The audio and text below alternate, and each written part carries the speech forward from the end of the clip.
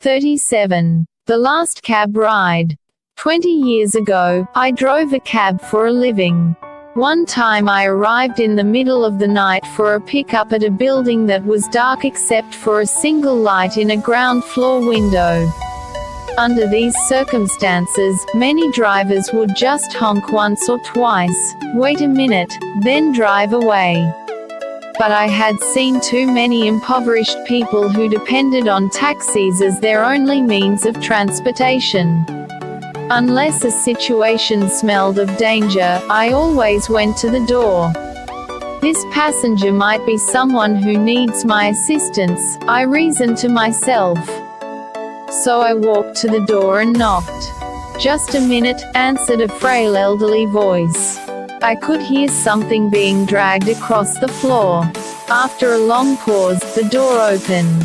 A small woman in her 80s stood before me. She was wearing a print dress and a pillbox hat with a veil pinned on it, like somebody out of a 1940s movie.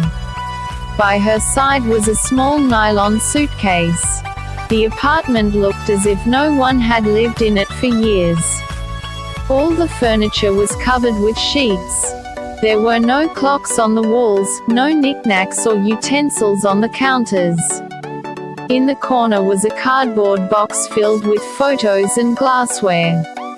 "Would you carry my bag out to the car?" she said. I took the suitcase to the cab, then returned to assist the woman. She took my arm and we walked slowly toward the curb.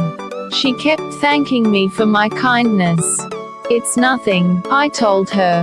"I just try to treat my passengers the way I would want my mother treated." "Oh, you're such a good boy," she said. When we got in the cab, she gave me an address, then asked, "Could you drive through downtown?" Quote, "It's not the shortest way," I answered quickly. "Oh, I don't mind," she said. "I'm in no hurry. I'm on my way to a hospice." I looked in the rear-view mirror. Her eyes were glistening. "I don't have any family left," she continued. "The doctor says I don't have very long." I quietly reached over and shut off the meter. "What route would you like me to take?" I asked. For the next 2 hours, we drove through the city.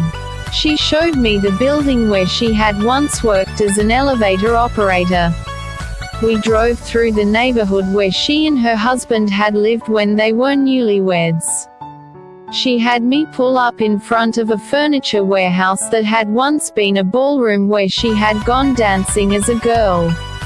Sometimes she'd ask me to slow in front of a particular building or corner and would sit staring into the darkness, saying nothing. As the first hint of sun was creasing the horizon, she suddenly said, "I'm tired. Let's go now." We drove in silence to the address she had given me. It was a low building, like a small convalescent home, with a driveway that passed under a portico.